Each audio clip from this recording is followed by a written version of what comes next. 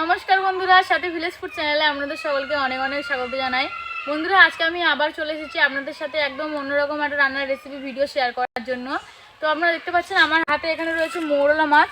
মাছগুলো কতটা বড় বড় দেখুন, বড় সাইজের মৌরলা মাছ। এগুলো কিন্তু একদম দেশি পুকুরের মাছ, তো পুকুর থেকে ধরা হয়েছে, আমি কিনে নিয়েছি। ও এখানে রয়েছে সিলভার কাপ, বাটা মাছ, সব কিছু মাছ একসাথে মিলিয়ে রয়েছে। পুকুরের মাছ, বুঝতেই পারছেন, পাঁচমিশালি মাছ।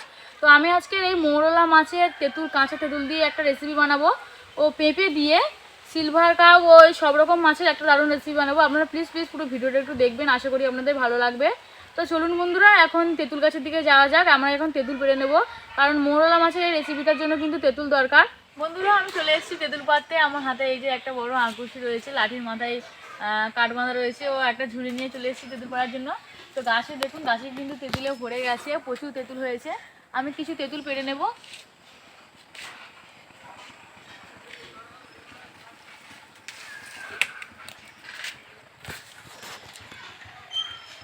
এই যে বন্ধুরা দেখুন, একটা তেঁতুল পেড়ে নিয়েছি, আমি আরও কয়েকটা তেঁতুল পেড়ে নেব।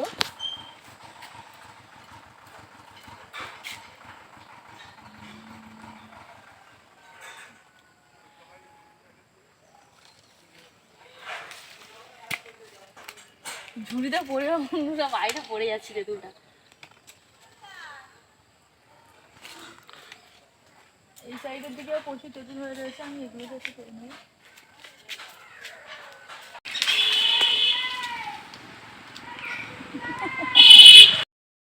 বন্ধুরা, আপনাদেরকে একটা দারুণ জিনিস দেখাই। তো গাছের মধ্যে দেখতে পাচ্ছেন কুল হয়ে রয়েছে, কত কুল হয়েছে দেখুন, ছোট্ট ছোট্ট। সরস্বতী পূজা গেলেই কিন্তু কুলগুলো সব বড় হয়ে যাবে। তো এখন ছোটো বলেই গাছে কুলগুলো রয়েছে, সরস্বতী পূজার আগেই কিন্তু গাছটা পুরো ফাঁকা হয়ে যাবে, আর একটাও কুল দেখতে পাওয়া যাবে না। তো অনেকক্ষণ মজা করা হলো, তেঁতুল পড়া হলো, ফুল গাছও দেখা হলো। তো এখন বাড়ির দিকে যাই, বাড়ির দিকে গিয়ে আমরা রান্নার জন্য যে যে জিনিসগুলো দরকার সেগুলো একটু গুছিয়ে নেবো। আপনারা প্লিজ পুরো ভিডিওটা একটু দেখতে থাকুন। এখন আমি মাছগুলোকে একটু কেটে নেবো। বন্ধুরা, মাছের এই পাখনাগুলোকে একটু কেটে নিতে হবে।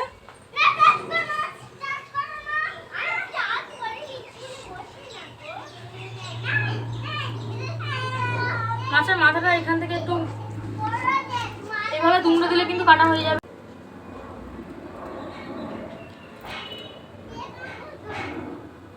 পেটের কাছটা খুব সামান্য করে একটু কাটতে হবে। এই যে দেখুন, ভেতরে যা ময়লা ছিল সেগুলো বের হয়ে গেছে। লেজটাকে একটু হালকা করে কেটে দেবো। মাছটা কিন্তু কাটা হয়ে গেছে। এইভাবে আমি বাকি মাছগুলোকেও কেটে নেব। গাটা একটু হালকা ঘষে নিতে হবে যদি আঁশ থাকে গায়ে।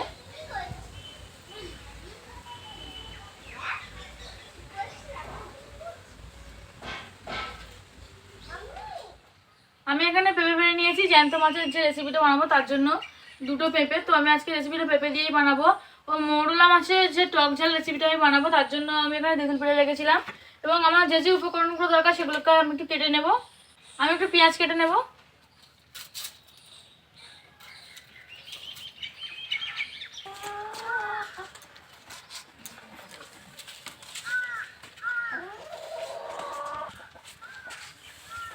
আমার পেঁয়াজটা কাটা হয়ে গেছে, পেঁয়াজটাকে একটু মোটা মোটা করে কেটেছি। দুটো কাঁচা লঙ্কা ছিঁড়ে নেব। তেঁতুলের খোসাটাকে একটু ছাড়িয়ে নেব।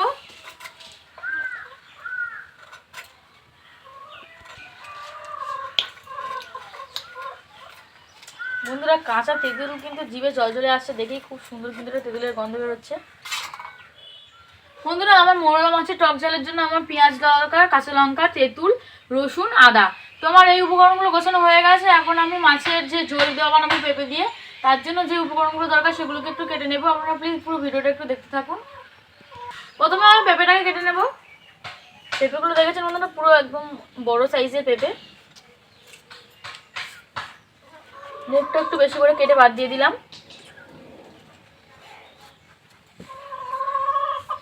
দুভাগ করে নিচ্ছি। দেখুন বন্ধুরা, পেঁপেটা কতটা কচি, ভেতরে কিন্তু একটু দানা নেই।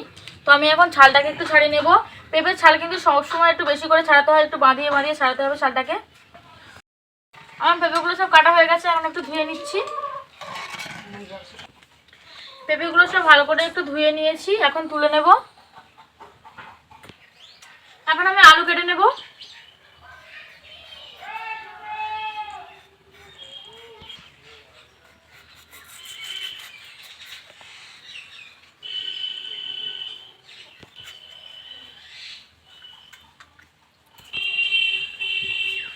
লঙ্কা কাটা হয়ে গেছে, একটু বড় বড় করে কেটে নিয়েছি, তুলে নেব। তো বন্ধুরা আমি রান্নাটা বসিয়ে দেবো। উনানটা ধরিয়ে নিয়েছি, উনানে কড়াইটা বসিয়ে দিয়েছি। আমি এখানে মোরলা মাছে একটু নুন, হলুদ ও সামান্য একটু লঙ্কা গুঁড়ো মাখিয়ে রেখেছি। এখন মাছটাকে একটু ভেজে নেব। কড়াইতে একটু তেল দিয়ে দিচ্ছি।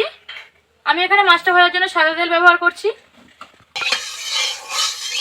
তেলটা গরম হয়ে গেছে, এখন আমি মাছগুলোকে দিয়ে দেবো।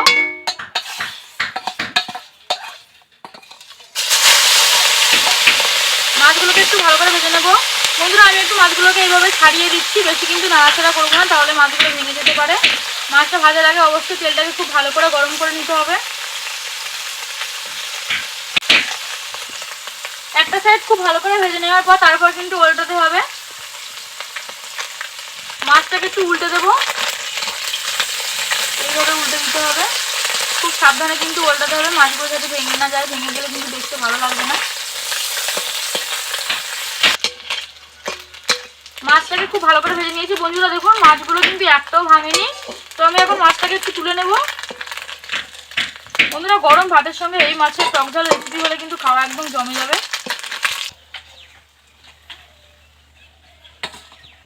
এই তেলের মধ্যে আমি আরেকটু তেল দিয়ে দেব। গোটা কালো সর্ষে দেব, হাফ চামচের মতো কালো জিরে ফোড়ন দেব, পেঁয়াজ কুচি দিয়ে দেব।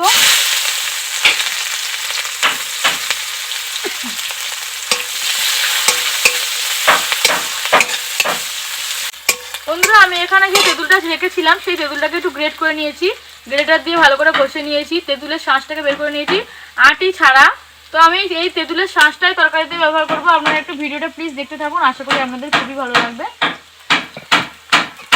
আর পেঁয়াজটাও কিন্তু প্রায় ভাজা ভাজা হয়ে এসছে।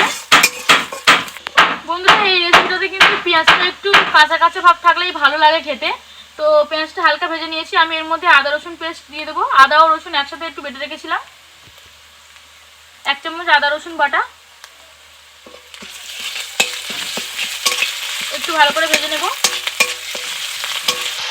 আমি পেঁয়াজ ও আদা রসুন একটু ভালো করে ভেজে নিয়েছি। তো এখন একটু নুন হলুদ দিয়ে দেবো। 1 চামচ নুন দিয়ে দিচ্ছি, 1 চামচ হলুদ গুঁড়ো, হাফ চামচ লঙ্কার গুঁড়ো। বন্ধুরা আমি এখানে কাঁচা লঙ্কা ব্যবহার করবো, তাই লঙ্কা গুঁড়োটা একটু কম করে দিলাম। এর মধ্যে আমি খুব সামান্য পরিমাণে একটু জল দিয়ে দেবো, তাহলে মশলাটা কষাতে একটু সুবিধা হবে। এখন সব কিছু ভালো করে কষিয়ে নেব।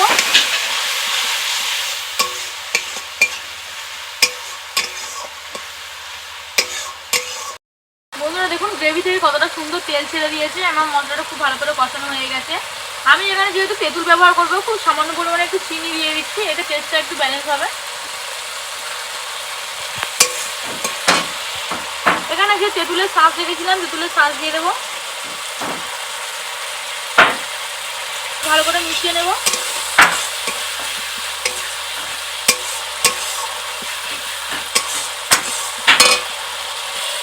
ভেজে রাখা মাছ দিয়ে দেবো,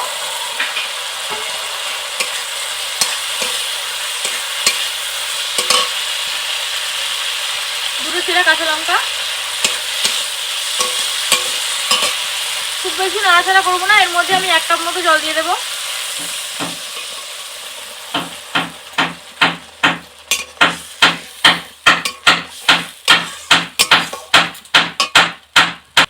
বন্ধুরা তরকারিটা একটু ফুটবে, তারপর আমি আমি এখানে 1 চামচ পরিমাণে জিরে গুঁড়ো ছড়িয়ে দেবো।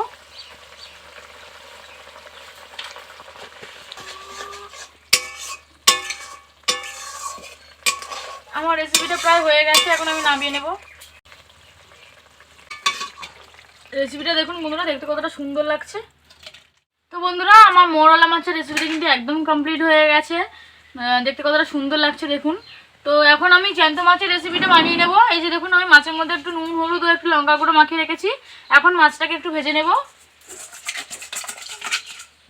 কড়াইটা খুব ভালো করে পরিষ্কার করে নিয়েছি, এখন একটু তেল দিয়ে দিচ্ছি। আমি তেলটাকে খুব ভালো করে গরম করে নিয়েছি, এখন মাছগুলোকে দিয়ে দেব। প্রথমে আমি মাথাটাকে একটু ভেজে নেব।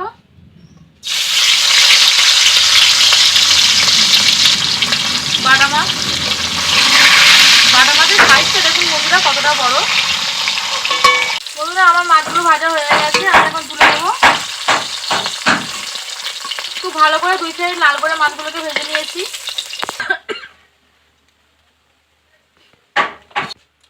1 চামচ পাঁচফোড়ন,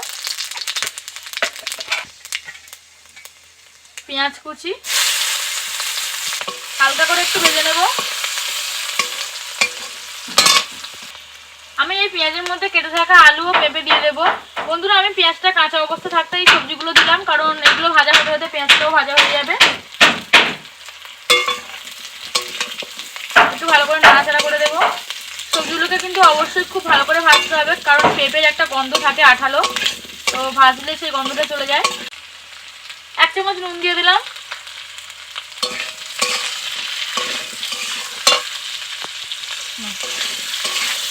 বন্ধুরা আমার সবজিগুলো কিন্তু ভাজা ভাজা হয়ে গেছে। এখন আমি এর মধ্যে হলুদ গুঁড়ো দিয়ে দেবো, 1 চামচ পরিমাণে হলুদ গুঁড়ো, 1 চামচ লঙ্কার গুঁড়ো, 2টো চেরা কাঁচা লঙ্কা। সব কিছু খুব ভালো করে একটু মিশিয়ে নেব।